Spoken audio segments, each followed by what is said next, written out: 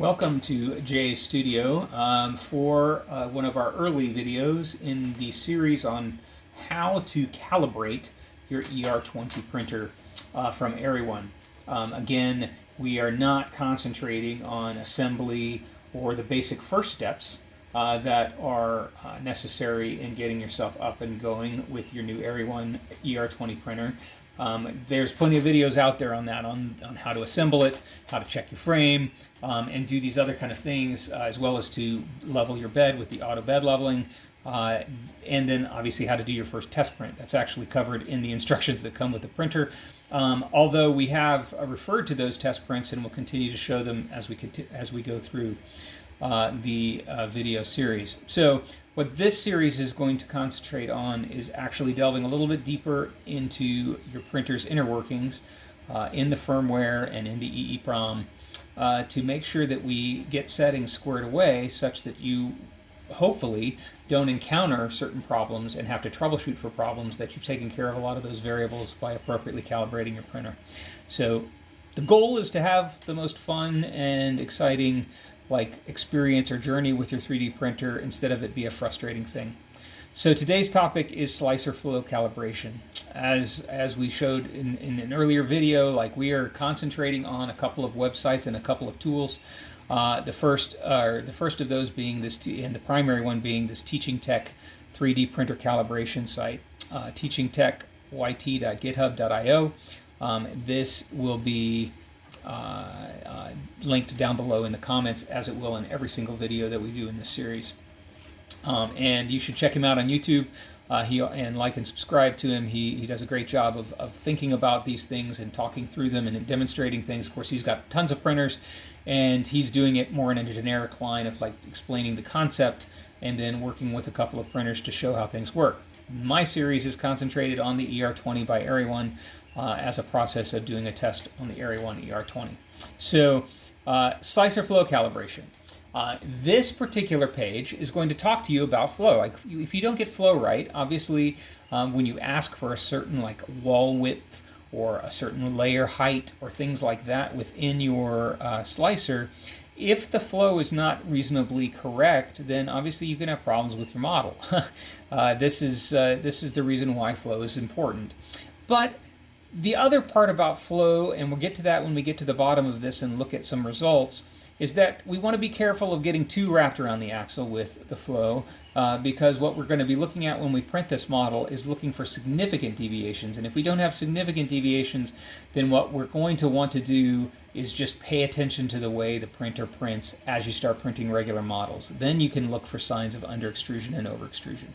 Okay, so how are we going to do flow? Very simply, he does not give a G-code generator here. He's not going to give you a test print to do that's just generated. What he does do is link to what he calls a cube, cube STL, right? And this cube is a 20 millimeter by 20 millimeter cube. It's it is a meant to be printed in a particular way. So he's going to give you step-by-step instructions. For example, I use Cura. Under Cura, this is when you import this cube STL, into your slicer. These are the settings he's going to want, or you're going to need to do. In this case, he's going to have you turn off infill. Infill is going to be 0. You're going to turn off your top layers, so you have no top layers. You're going to set your shell and wall thickness to 0.4, which means and in conjunction, that's step 4 here, to set your wall thickness to 0.4, but he's going to put in conjunction on step 7. In Cura, you're going to go down to special modes and click the spiralized outer contour. It's kind of like a vase mode, which means that it's only going to have a wall width of 1 layer. All right, you're going to set outer wall thickness to single extrusion, just 1, and you're going to set your flow rate to default. Material flow is going to be 100, and then your expected result is going to be this brim around an open cube. And then what you're going to do is, once you print the cube, he's going to show you how, if you have a set of digital calipers, you can measure the wall width of your open cube, and as long as you're close to 0.4, you're getting the correct flow. So your slicer flow is doing well. Interestingly, though, and I'll show you my results in a second, he says something here that I think is really important. It's kind of in small print, but he says if your measurement is significantly off, and he italicizes significantly, the following calculator can be used to calculate a new flow rate. That said, I think the important thing to note there is that you really don't want to be messing with your new flow rate too much unless you're significantly off. So what he then goes on to say is what you see with your eyes is more important than those calculations. If you look at a cube or if you look at some things, you're going to get just an XYZ cube or something like that. Or as you go forward and print some models after your calibration, if you notice signs of under extrusion or over extrusion, you should then manage your flow rate appropriately to get things to look correctly. So what happened when I printed this, so that we can get a look at what's happening with my flow cube that I printed, was the cube itself came out looking really nice. I really like this filament. This matte blue Area 1 PLA is just gorgeous. And the brim is starting to come off, but that's fine. Bottom layer looked just beautiful and glassy, really nice. And then the walls looked good. So what I did, I don't have a set, well, I probably do have a set of digital calipers somewhere, but what I did is, because we're looking for significant changes, I just took a ruler with millimeter measurements and then did a real close look with the ruler at the width of all of my walls on this test cube. And all I was looking for was that the walls were somewhat just a little bit under 1/2 millimeter. And they were. At which point, I'm pretty happy. The flow rate to me seems pretty good with regards to printing the flow cube. So therefore, I'm not going to change anything based on the printing of this particular model. But that having been said, I think I showed this in an earlier video. If I didn't, I'm sorry. But this was the very first thing I printed on the ER-20, which, by the way, is having fun printing another calibration model right now. But when I printed this particular calibrated model, the XYZ cube, as the very first test G-code, I was very impressed with it. It had really nice corners, really nice definition, etc. And no real sign. I mean, the walls look fantastic. I mean, I just was very impressed with this XYZ cube.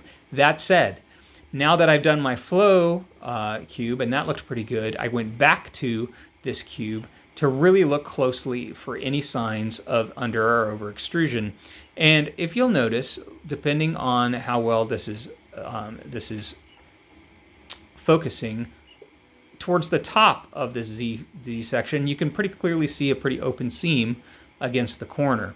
I then started looking at, for example, the base layer and running my fingernail over it, and sure enough, there are some signs. Let me see if I can get it to go. There are some signs, even though it's nice and glassy, and it's a nice base layer without any malformed extrusion. There's no deformations, nothing like that.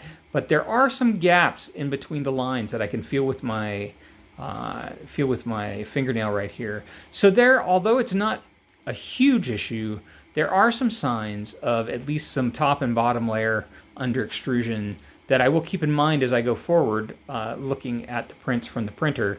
I want to be careful of not going overboard with adding a bunch of flow rate, because look at this, the side of this. It looks gorgeous. There's no over under extrusion happening on my flat surface areas here.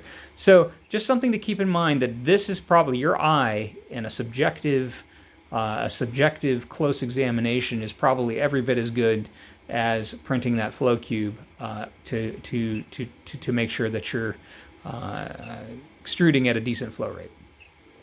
Well, hopefully that helps. I'll close this video with saying that we've got a road ahead of us here with all the different variables that we're going to look at. I hope that at the end of it, if you follow me and actually do it with your ER-20, that you will be set up to print some pretty amazing models.